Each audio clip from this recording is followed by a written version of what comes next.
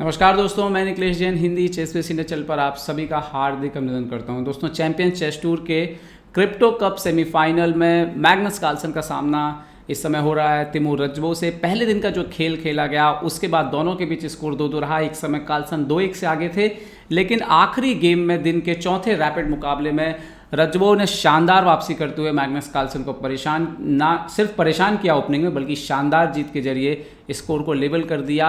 और अब दूसरे दिन के मुकाबलों पर सबकी नज़र रहेगी कैसे तिमूर रज्बो ने मैग्नस कार्लसन को ओपनिंग में फंसाया और वाकई बहुत परेशान किया। आइए देखते हैं इस मुकाबले में। सफ़ेद मोहरों से खेल रहे थे तिमूर और काले मोहरों से मैग्नस कार्लसन खेल रहे थे। शुरुआत हुई D4 से, D4 knight F6, C4, E6 knight F3, D5।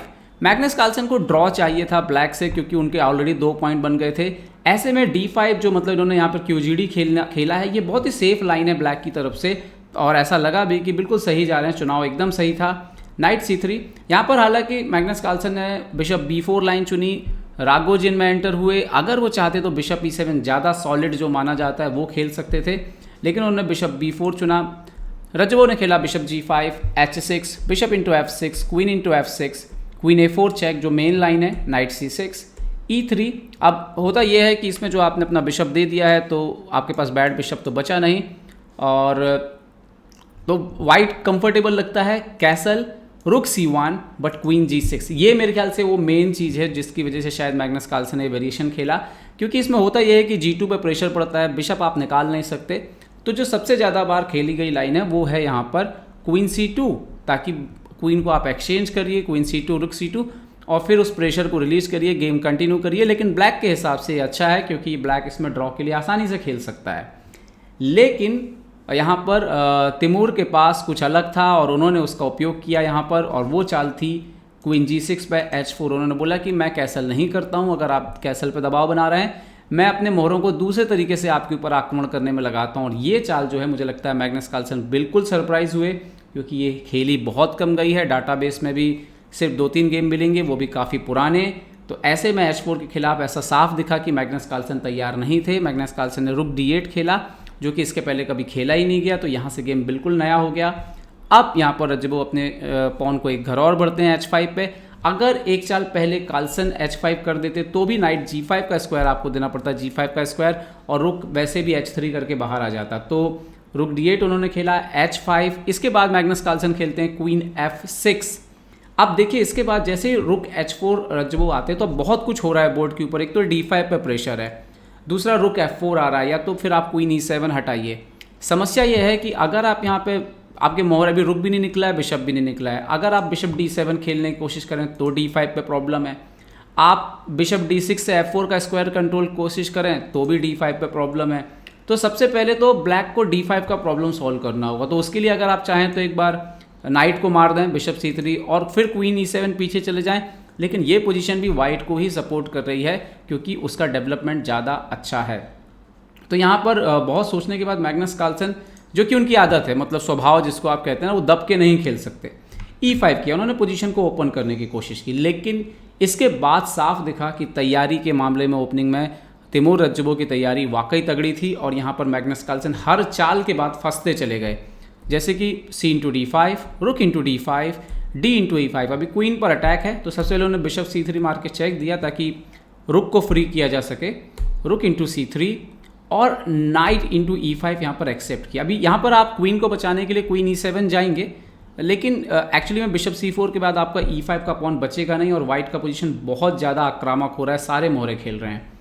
तो उन्होंने नाइट इंटू E5 मार के क्वीन E8 यहाँ पर अलाउ कर दिया, लेकिन क्वीन E8 के बाद किंग H7 जाता। अब देखिए, स्थिति बहुत दयनीय हो चुकी थी, ना तो आपका बिशप निकल रहा है, ना रुक खेल में आ रहा है, और वाइट के दोनों रुक बहुत ही कमाल का खेल दिखा रहे हैं। तो मैग्नस कार्लसन ने यहाँ पर, देखिए, यहाँ पे एक थ्रेट था कि अगर वाइट जल्दबाजी करे, रुक C7 मार दे, तो पॉज करके सोचिए कैसे ब्लैक तुरंत ही जीत जाएगा। दरअसल यहाँ पे मूव आती बिशप G4। अभी आप देखिए, आपका क्वीन मर रहा है और नाइट F3 का थ्रेट है। अगर आप रुक मारेंगे तो नाइट F3, G F3 और क्वीन इंटू F3 के बाद गेम खत्म हो जाएगा, मात नहीं रुकेगी। तो यहाँ पर उन्होंने, रज्बो की तैयारी बिल्कुल परफेक्ट थी, वो कहीं पे भी ढील उन्होंने नहीं छोड़ी, यही खास बात रही।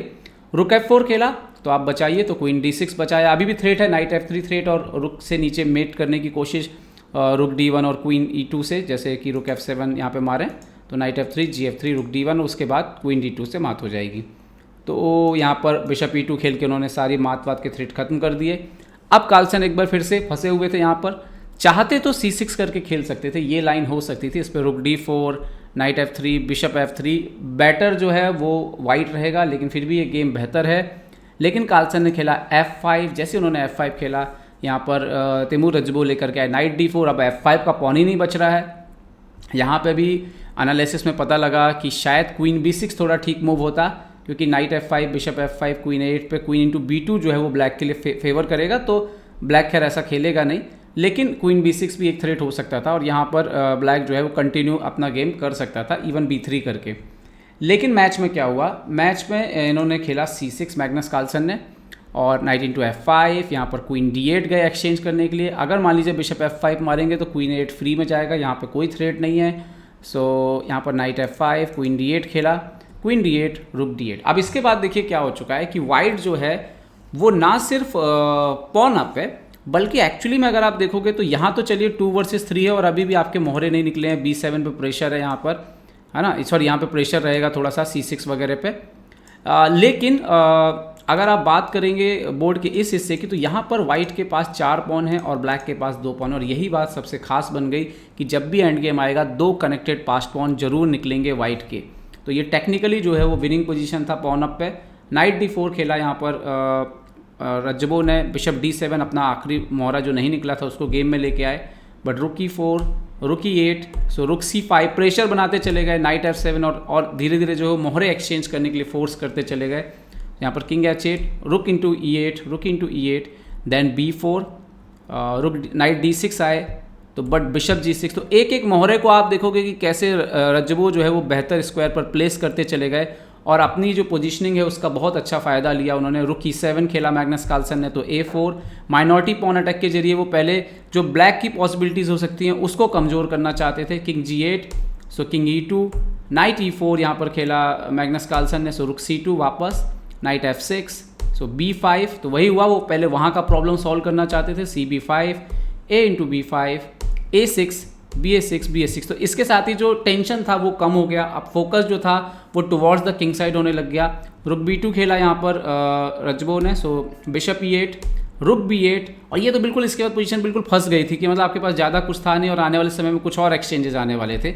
बिशप का एक्सचेंज होना तय था। किंग F8 नाइट F5, तो और परेशान किया। रुक E6, फिर उन्होंने क्या किया, रुक A8 नाइट D5, सो बिशप इंटू E8 रुक इंटू E8 और रुक इंटू A6, और इसके बाद पोजीशन बिल्कुल ख़त्म हो चुकी थी। और आप देख सकते हो कि 2 पॉन अप हो गए थे। हालांकि नाइट F4 करके उन्होंने H5 का पॉन मारा, लेकिन यहाँ पे भी G4 नाइट F6 और उसके बाद मूव आ गया नाइट इंटू H6, तो फिर से जो है 2 पॉन अप हो गए यहाँ पर तैमूर रजबो नाइट E4। तो बहुत कोशिश के बाद भी मैग्नस कार्लसन कुछ हासिल नहीं कर पा रहे थे, क्योंकि रजबो ने कोई गलती नहीं की। नाइट G5 किंग G2 रुक B8, बट नाइट D4 यहाँ पर थोड़ा सा कुछ मूव्स हुए। रुक A5 नाइट F4 रुक E5 नाइट F6 और फाइनली F3 G6, सो यहाँ पर किंग G3 रुक B1, सो रुक B5। यहाँ पर मैग्नस कार्लसन को फोर्स होना पड़ा एक्सचेंज करने के लिए नाइट B5, बट G5 के बाद नाइट C3 नाइट को अपने लेकर के आए वापस गेम में, और इसके बाद F4, और इसके बाद यहाँ पर रिज़ाइन कर दिया मैग्नस कार्लसन ने, क्योंकि वो जानते हैं कि 2 pawn up knight endgame है, ये गेम जो है वो नहीं बचा पाएंगे।